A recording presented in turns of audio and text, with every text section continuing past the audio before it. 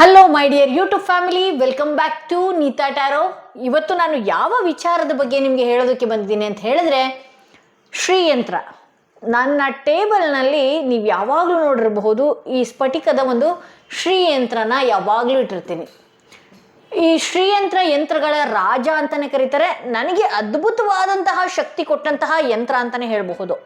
ನಾನು ಈಗ ಯಾಕೆ ಇದನ್ನು ತೋರಿಸ್ತಾ ಇದ್ದೀನಿ ಅಂತ ಹೇಳಿದ್ರೆ, ಯಾರೆಲ್ಲ ವರಮಹಾಲಕ್ಷ್ಮಿ ಹಬ್ಬದ ದಿನ ಏನೇನೆಲ್ಲ ತರ್ತಿರಲ್ಲ, ಅವತ್ತಿನ ದಿನ ಚಿನ್ನ, ಬೆಳ್ಳಿ, ಬಂಗಾರ, ವಜ್ರ, ಏನೇನೋ ವೈಡೂರ್ಯ ಅದನ್ನೆಲ್ಲ ತರ್ತಾ ಇರ್ತೀರಿ.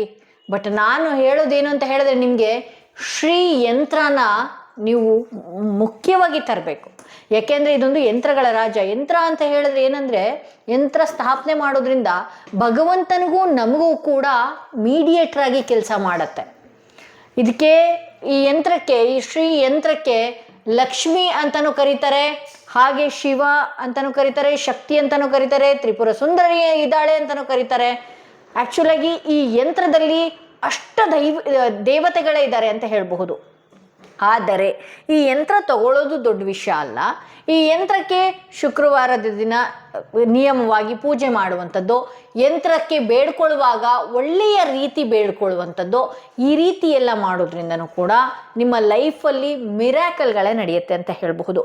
ಯಾರೆಲ್ಲ ಆರ್ಥಿಕ ಸಮಸ್ಯೆಯಲ್ಲಿದ್ದೀರಿ, ಯಾವುದೇ ಒಂದು ಚಿನ್ನ ಅಡವಿಟ್ಟಿದ್ರು ಆಗಿರಬಹುದು, ಅಥವಾ ನೀವು ಮಾಡ್ತಿರುವಂತಹ ವ್ಯವಹಾರಗಳು ಸರಿ ಹೋಗದೇ ಇರಬಹುದು, ಹಾಗೆ ನಿಮ್ಮ ಲೈಫಲ್ಲಿ ನೀವೇನೇನೆಲ್ಲ ಯಶಸ್ಸನ್ನ ಕಾಣಬೇಕಾಗಿತ್ತು ಇನ್ನೂವರೆಗೂ ಕಂಡಿಲ್ಲ, ಆ ವಿಚಾರವಾಗಿ ನಿಮಗೆ ಇನ್ನೂವರೆಗೂ ಆ ಯಶಸ್ಸನ್ನು ನಾನು ನೋಡ್ತಾ ಇಲ್ಲ ಅನ್ನೋರಿಗೆ ಈ ಶ್ರೀಯಂತ್ರ ಮುಖ್ಯವಾಗಿ ಕೆಲಸ ಮಾಡುತ್ತೆ ಅಂತ ಹೇಳಬಹುದು.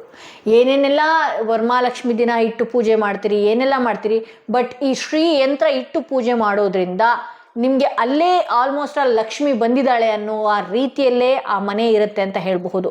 ಈ ಶ್ರೀಯಂತ್ರನ ನಿಮ್ಮ ದೇವರ ಕೋಣೆಯಲ್ಲಿ, ಅದರಲ್ಲೂ ಏನಾದರೂ ಉತ್ತರಾಭಿಮುಖವಾಗಿ ಇದನ್ನು ಇಟ್ಟರಲ್ಲಿ ಅಷ್ಟಲಕ್ಷ್ಮಿ ಪ್ರಾಪ್ತಿ ಆಗತ್ತೆ ಅಂತಲೇ ಹೇಳಬಹುದು. ಆ್ಯಕ್ಚುಲಾಗಿ ಇದರಲ್ಲಿ ನನ್ನ ಎಕ್ಸ್ಪೀರಿಯನ್ಸ್ ಏನು ಅಂತ ಹೇಳಿದ್ರೆ, ನಾನು ಮೊಟ್ಟ ಮೊದಲನೆಯ ಬಾರಿಗೆ ಶ್ರೀಯಂತ್ರನ ತಗೊಂಡಿದ್ದು ಶೃಂಗೇರಿ ಶಾರದಾಂಬೆ ದೇವಸ್ಥಾನದಲ್ಲಿ. ಅದು ಬರ್ತಾ ಇದ್ದ ಹಾಗೆ ನಾನೇನು ಮಾಡಿದೆ, ಒಂದು ನಮ್ಮ ದೇವರ ಕೋಣೆಯಲ್ಲಿ ಏನಿತ್ತು ಈ ರೀತಿ ಪ್ಲಕ್ ಮಾಡಿದೆ. ಹಿಂದ್ಗಡೆ ಒಂದಷ್ಟು ಗಮ್ ಥರ, ನಾನು ಡಬಲ್ ಟೇಪ್ ಗಮ್ ಏನಿದೆ ಅದನ್ನು, ಮತ್ತು ಇವಾಗೆಲ್ಲ ನೀರಿಗೆ ಅಂತ ಅಂಟಿಸ್ತಾರಲ್ಲ ಗಮ್ಮು, ಅದನ್ನು ಹೋಗಿ ಕ್ಲೀನಾಗಿ ಅಂಟಿಸಿ ಗೋಡೆ ಮೇಲೇ ಅಂಟಿಸಿ ಇಟ್ಟೆ. ಪ್ರತಿದಿನ ಇದಕ್ಕೊಂದು ಹೂವು ಮುಡಿಸೋದು, ಈ ಹೂವು ಸಿಕ್ಸೋ ರೀತಿ ಇತ್ತು. ಬಟ್ ಆದರೆ ಇದನ್ನು ನೋಡಿಕೊಂಡು ಹೋಗಿದ್ದ ಕೆಲಸಗಳೆಲ್ಲ ನನಗೆ ಯಶಸ್ಸಿನ ಅಡೆಗೆ ನನ್ನನ್ನು ಕರ್ಕೊಂಡು ಹೋಗ್ತಾ ಇದೆ ಬಿಟ್ಟರೆ, ಎಲ್ಲೂ ನಾನು ಡೌನ್ಫಾಲ್ ಆಗಿದ್ದೀನಿ ಅನ್ನೋದು ಯಾವತ್ತೂ ಇಲ್ಲ, ಯಾವ ಕ್ಷಣಕ್ಕೂ ಇಲ್ಲ. ಈ ಶ್ರೀಯಂತ್ರನ ಯಾರು ಎಲ್ಲಿ ಅದ್ಭುತವಾಗಿ ಬರೀತಾರೆ ಅಲ್ಲಿ ನೀವು ಬರೆಸ್ಕೊಳ್ಳುವಂಥದ್ದಾಗಿರಬಹುದು. ದಯವಿಟ್ಟು ಚಿನ್ನ ಬೆಳ್ಳಿಗಳಲ್ಲಿ ಇದನ್ನು ದಯವಿಟ್ಟು ಬರೆಸ್ಕೊಳ್ಳೋದಕ್ಕೆ ಹೋಗಬೇಡಿ. ಯಾಕೆಂದರೆ ಇದು ಶ್ರೀಯಂತ್ರಕ್ಕೆ ಸಾಕಷ್ಟು ಈ ಡೌನ್ ಆ್ಯರೋ ಏನಿದೆ ಶಕ್ತಿನ ನೋಡುವ ರೀತಿಯಲ್ಲಿ, ಮೇಲೆ ಆ್ಯರೋ ಏನಿದೆ ಶಿವನ ನೋಡುವ ರೀತಿಯಲ್ಲಿ ಮಾಡಿರ್ತಾರೆ. ಒಂದು ಲೈನ್ ಕೂಡ ತಪ್ಪಾಗುವಂಥದ್ದಿಲ್ಲ. ಏಕೆಂದರೆ ಫಾರ್ ಎಕ್ಸಾಂಪಲ್ ಹೇಳ್ತೀನಿ, ನಾನು ಒಂದು ಶ್ರೀಯಂತ್ರನ ಬರಿಬೇಕು ಅನ್ನುವ ರೀತಿಯಲ್ಲೇ ನಾನು ಹೋಗಿದ್ದೆ, ಆಯಿತಾ. ಸ್ವಲ್ಪ ಎಲ್ಲೋ ಕಾಟು ಚಿತ್ತು ಆಯಿತು. ನನ್ನ ಕನಸಿನಲ್ಲೇ ಹೊತ್ತು ಯಾವ ರೀತಿ ಅಂತ ಹೇಳಿದ್ರೆ, ಈ ಒಂಥರ ನನಗೆ ಎಲ್ಲ ಕಡೆಯಿಂದನೂ ಆ ಕೋಲ್ಗಳೆಲ್ಲ ಅಡ್ಡ ಆದ ಹಾಗೆ, ಎಲ್ಲೋ ಊರಿಗೆ ಹೋಗ್ತಾ ಇದ್ದೀನಿ, ಆ ಕೋಲ್ಗಳೆಲ್ಲ ಅಡ್ಡ ಆದ ಹಾಗೆ. ಸೊ ಹಾಗಾಗಿ ನೀವು ಚಿನ್ನ ಬೆಳ್ಳಿಯಲ್ಲಿ ಬರೆಸ್ಕೊಳ್ಳೋದಕ್ಕಿಂತ ಇಲ್ಲಿ ಕಾಪರಲ್ಲಿ ಬರೆಯೋದ್ರಿಂದನೂ ಕೂಡ ನಿಮಗೆ ಬೇಗನೆ ವರ್ಕ್ ಆಗುತ್ತೆ. ನೀವು ಏನೇ ಕೇಳಿದ್ರೂ ಕೂಡ ಆ ಶ್ರೀ ಯಂತ್ರನೂ ಕೂಡ, ಆ ಯಂತ್ರ ಏನು ಈ ಕಾಪರಲ್ಲಿ ಬರೀತಾರೆ ಅಥವಾ ಭುಜಪತ್ರೆಯಲ್ಲಿ ಬರೆಯೋದ್ರಿಂದನೂ ಕೂಡ ಬೇಗ ಆ್ಯಕ್ಟಿವೇಟ್ ಆಗುತ್ತೆ ಅಂತ ಹೇಳಬಹುದು.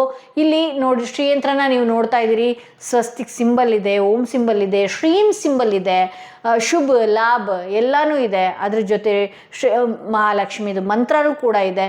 ಸೊ ಇದನ್ನು ನೀವು ನಿಮ್ಮ ಕಳಸದ ಹಿಂಭಾಗದಲ್ಲಿ ಈ ರೀತಿ ಇಟ್ಟು ಕಳಸನ ಮುಂದೆ ಇಡೋದ್ರಿಂದನೂ ಕೂಡ ನಿಮ್ಮ ಮನೆಯಲ್ಲಿ ಲಕ್ಷ್ಮಿ ಪ್ರಾಪ್ತಿ ಆಗ್ತಾಳೆ. ಯಾರೆಲ್ಲ ಆರೋಗ್ಯದ ಸಮಸ್ಯೆಯಲ್ಲಿ ಬಳಲ್ತಾ ಇದ್ದೀರಿ ಆ ಸಮಸ್ಯೆಯಿಂದನೂ ನೀವು ಮುಕ್ತರಾಗಬಹುದು. ಯಾರೆಲ್ಲ ವಾರಾಹಿ ಅಮ್ಮನವ್ರಿಗೆ ತುಂಬಾ ಇಷ್ಟ, ನಾನು ಆ ವಾರಾಹಿ ಫೋಟೋ ಇಡೋದಕ್ಕೆ ಆಗೋದಿಲ್ಲ, ನನಗೆ ಅದಿಟ್ಟರೆ ಏನಂತಾರೋ ಏನೋ, ಬಟ್ ನಮಗೇನೋ ಗೊತ್ತಿಲ್ಲ, ನಾವೆಲ್ಲ ಫೋಟೋಗಳನ್ನು ವಾರಾಹಿ ಫೋಟೋ ಆಗಿರ್ಬೋದು, ಎಲ್ಲರನ್ನೂ ಕೂಡ ವರಹ ಸ್ವಾಮಿ ಆಗಿರ್ಬೋದು ಎಲ್ಲನೂ ಎಲ್ಲನೂ ಕೂಡ ಆರಾಧಿಸ್ತೀವಿ. ಕೆಲವರು ವಾರಾಹಿನ ತುಂಬ ಆರಾಧನೆ ಮಾಡೋರು. ಅಂದರೆ ವಾರಾಹಿ ಏನಕ್ಕೆ ಅವಳು ಪ್ರಾಮುಖ್ಯತೆ ಕೊಡಬೇಕು ಆಕೆನ ಅಂತ ಹೇಳಿದ್ರೆ, ಆಕೆ ಶತ್ರುಗಳನ್ನು ಸಂಹಾರ ಮಾಡ್ತಾಳೆ. ಆಕೆನೂ ಕೂಡ ಈ ಶ್ರೀಯಂತ್ರದೊಳಗೆ ಇರ್ತಾಳೆ. ಲಕ್ಷ್ಮಿ, ಪಾರ್ವತಿ, ಸರಸ್ವತಿ ಎಲ್ಲರೂ ಕೂಡ ಇದ್ರೊಳಗಡೆ ತ್ರಿಜ್ಯೋತಿಯಾಗಿ ಬೆಳಗ್ತಾ ಇರ್ತಾರೆ ಅಂತ ಹೇಳಬಹುದು. ಹಾಗೆ ಈ ಶ್ರೀಯಂತ್ರನ ಇಟ್ಟು ಕಳಸ ಮುಂದೆ ಇಡೋದ್ರಿಂದ ಪ್ರತಿ ಶುಕ್ರವಾರ ದಿನ ಅಷ್ಟೋತ್ತರ, ಲಕ್ಷ್ಮಿ ಅಷ್ಟೋತ್ತರ, ನಾನು ನನ್ನ ಡಿಸ್ಕ್ರಿಪ್ಷನ್ ಬಾಕ್ಸಲ್ಲಿ ಯಾರೆಲ್ಲ ಬುಕ್ ತಗೊಳ್ಳೋದಕ್ಕಾಗತ್ತೆ, ನಿಮ್ಮ ಬುಕ್ ಅಂಗಡಿಯಲ್ಲಿ ಲಕ್ಷ್ಮಿ ಅಷ್ಟೋತ್ತರ ಪುಸ್ತಕಗಳನ್ನು ಕೊಡಿ ಅಂತ ಹೇಳಿದ್ರೆ ಕೊಡ್ತಾರೆ. ಯಾರೆಲ್ಲ ಇಲ್ಲ ನನಗೆ ಬುಕ್ ತಗೊಳ್ಳೋದಕ್ಕೂ ಆಗೋಲ್ಲ ಅನ್ನೋರಿಗೆ ಅವರಿಗೆ ಒಂದಷ್ಟು ನಾನು ನನ್ನ ಡಿಸ್ಕ್ರಿಪ್ಷನ್ ಬಾಕ್ಸ್ನಲ್ಲೇ ಲಕ್ಷ್ಮಿಯ ಅಷ್ಟಮಂತ್ರಗಳನ್ನು ನಾನು ಹಾಕ್ತಾ ಇದ್ದೀನಿ. ಹಾಗೆ ಒಂದು ಬೀಜ ಮಂತ್ರನೂ ಕೂಡ ಕೊನೆಯಲ್ಲಿ ಹಾಕಿರ್ತೀನಿ. ಅದನ್ನು ಕೂಡ ಹೇಳ್ಕೊಳ್ಳೋದ್ರಿಂದ, ಪ್ರತಿದಿನ ಹೇಳ್ಕೊಳ್ಳೋದ್ರಿಂದ ನಿಮ್ಮ ಬ್ಲಾಕೇಜ್ನ ಓಪನ್ ಆಗುತ್ತೆ, ಹಣದ ಹೊಳೆನ ನಿಮ್ಮ ಕಡೆಗೆ ಸೆಳೆಯೋದಕ್ಕೆ ಶುರು ಆಗುತ್ತೆ. ಹಾಗೆ ನೀವು ಏನು ಸಾಧನೆ ಮಾಡಬೇಕು ಅಂದ್ಕೊಂಡಿದ್ದೀರಿ ಆ ಸಾಧನೆ ಹತ್ತಕ್ಕೆ ನಿಮ್ಮನ್ನು ಕರ್ಕೊಂಡು ಹೋಗುತ್ತೆ.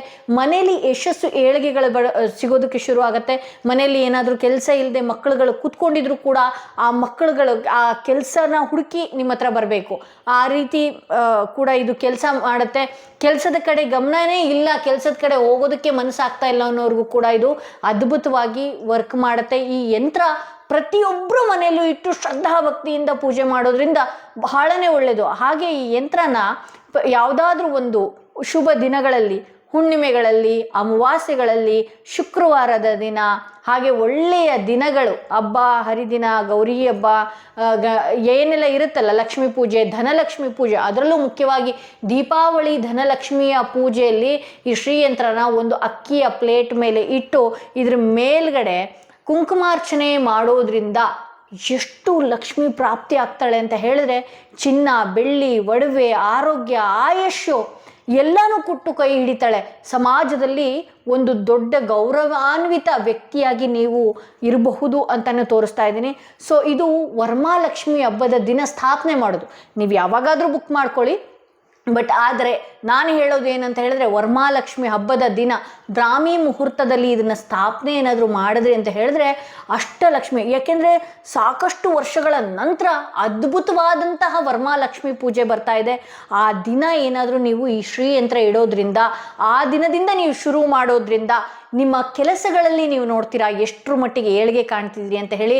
ನಿಮ್ಮ ದಿನಚರಿನ ನೀವು ನೋಡ್ತೀರಾ, ನಿಮ್ಮ ಮುಖದಲ್ಲಿ ಒಂದು ಲಕ್ಷ್ಮಿಯ ಕಳೆ ರೀತಿ ಇರುತ್ತೆ. ಹಾಗೆ ಗಂಡು ಮಕ್ಕಳಲ್ಲೂ ಕೂಡ ಒಂದು ಅವ್ರನ್ನ ನೋಡಿದ ತಕ್ಷಣ ಯಾವುದೇ ಕೆಲಸ ಆಗದೇ ಇದ್ರೂ ಕೂಡ ಅವ್ರು ಎಷ್ಟೇ ವಿಕಾರವಾಗಿರಲಿ, ಎಷ್ಟೇ ಕೆಟ್ಟದಾಗಿರಲಿ, ಈ ಶ್ರೀಯಂತ್ರನ ಪ್ರತಿದಿನ ನೀವು ಅದನ್ನು ನೋಡಿ ಅದಕ್ಕೆ ಕೈ ಮುಗಿದು ಮುಂದಕ್ಕೆ ಹೋಗೋದ್ರಿಂದ ನಿಮ್ಮ ಮುಖದಲ್ಲೂ ಕೂಡ ದೈವಿಕ ಕಳೆ ಅನ್ನೋದು ಒಂದು ಸೃಷ್ಟಿಯಾಗತ್ತೆ ಅಂತ ಹೇಳಬಹುದು. ಸೊ ಹಾಗಾಗಿ ಇಲ್ಲಿ ಶ್ರೀಯಂತ್ರನ ಇಡ್ತೀರಿ. ಅದ್ರ ಜೊತೆಯಲ್ಲಿ ನಾನು ಉಚಿತವಾಗಿ ಕೊಡ್ತಾ ಇರೋದು ಕುಬೇರ ದೀಪ. ಓಕೆನಾ?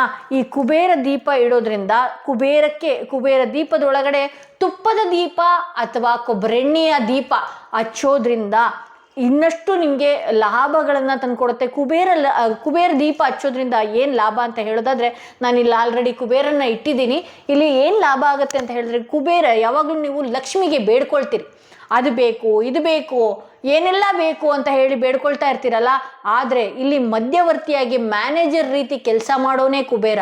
ಅವನನ್ನು ನೆನೆಸ್ಕೊಂಡು ನೀವು ಈ ಕುಬೇರ ದೀಪ ಹಚ್ಚೋದ್ರಿಂದನೂ ಕೂಡ ನಿಮ್ಮ ಮನೆಯಲ್ಲಿ ಏನೆಲ್ಲ ಲೋನ್ಸ್ ಇರಲಿ, ಸಾಲಬಾಧೆಯಿಂದ ಇರಲಿ, ನಿಮಗೆ ದಿನವಿಡೀ ಸಾಲಬಾಧೆಯಿಂದ ನನಗೆ ಋಣಮುಕ್ತರಾಗಕ್ಕೆ ಆಗ್ತಾ ಇಲ್ಲ ಅನ್ನೋರಿಗೆ ಕೂಡ ಬಹಳ ಬಹಳ ಬಹಳ ಅದ್ಭುತವಾದ ಫಲಿತಾಂಶಗಳನ್ನು ಕೊಡುತ್ತೆ. ಇದ್ರ ಮುಂದೆ ನಾವು ಏನು ನೈವೇದ್ಯ ಇಡಬೇಕು ಅನ್ನೋದಾದರೆ, ಕೆಂಪು ಕಲ್ಲು ಸಕ್ಕರೆ ಆಗಿರಬಹುದು ಅಥವಾ 2 ಉತ್ತುತ್ತೆ ಆಗಿರಬಹುದು.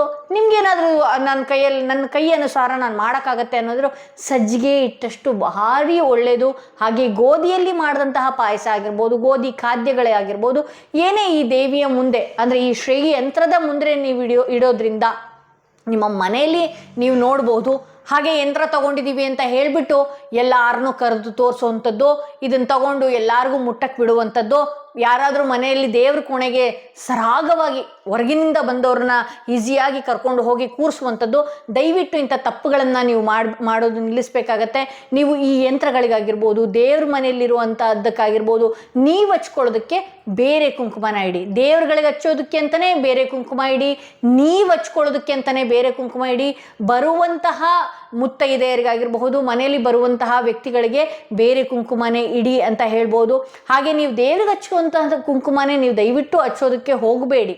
ಏಕೆಂದರೆ ದೇವರಿಗೂ ಅಂತ ಒಂದ್ಸಲ ತೆಗೆದಿಟ್ಟ ಮೇಲೆ ಅದೇ ಕುಂಕುಮನ ನೀವು ಹಚ್ಚೋದ್ರಿಂದ ಅದು ಕೂಡ ಒಂದಷ್ಟು ಮೈಲಿಗೆ ಆಗುವ ಸಾಧ್ಯತೆ ಇದೆ ಅಲ್ವಾ. ದೇವರಿಗೆ ಅಂತ ತೆಗೆದಿಟ್ಟಾಗ ಅದು ದೇವರಿಗೆ ಮಾತ್ರ ಇರಬೇಕು ಅರ್ಶಿನ ಕುಂಕುಮಗಳು, ನಾವು ಹಚ್ಚೋದು ಕೂಡ ಬೇರೆ ಭಾಗದಲ್ಲಿ ಇರಲಿ ಅಂತ ಹೇಳ್ತಾ, ಶ್ರೀ ಯಂತ್ರದಿಂದ ಏನೆಲ್ಲ ಉಪಯೋಗ ಇದೆ. ಹೌದು ರೀ, ಇದು ಕೋಟ್ಯಾಧೀಶ್ವರನ್ನ ಆಗೋದಕ್ಕೂ ಕೂಡ ಇದು ಹೆಲ್ಪ್ ಮಾಡುತ್ತೆ. ನಿಮ್ಮ ಮ್ಯಾನಿಫೆಸ್ಟೇಷನ್ ಬ್ರಹ್ಮಾಂಡ ತುಂಬ ವಿಶಾಲವಾಗಿದೆ.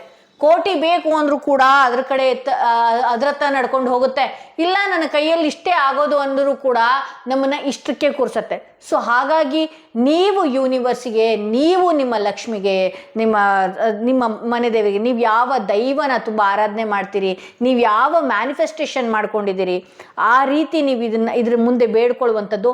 ದಯವಿಟ್ಟು ಇದನ್ನು ತಗೊಂಡ ನಂತರ ಬೇರೆಯವ್ರಿಗೆ ಕೆಟ್ಟದಾಗಲಿ, ಅವ್ರಿಗೆ ಅದಾಗಲಿ ಇದಾಗಲಿ ದಯವಿಟ್ಟು ಬೇಡ್ಕೋಬೇಡಿ. ನಿಮಗೆ ನೋವು ಆಯ್ತಾ ಇದ್ರ ಹತ್ರ ಹೇಳ್ಕೊಳ್ಳಿ, ಅದ್ರ ಕೆಲಸ ಅದು ಮಾಡುತ್ತೆ ಅಂತ ಹೇಳ್ತಾ ಇವತ್ತಿನ ಈ ವಿಡಿಯೋನ ಇಲ್ಲಿಗೆ ಮುಗಿಸ್ತಾ ಇದ್ದೀನಿ. ಹಾಗೆ ಯಾರಿಗೆಲ್ಲ ಶ್ರೀಯಂತ್ರ ಬೇಕು ಅನ್ನೋದಾದರೆ ನನ್ನ ಡಿಸ್ಕ್ರಿಪ್ಷನ್ ಬಾಕ್ಸ್ನಲ್ಲಿ ನಾನು ನನ್ನ ನಂಬರ್ನ ಕೊಟ್ಟಿರ್ತೀನಿ.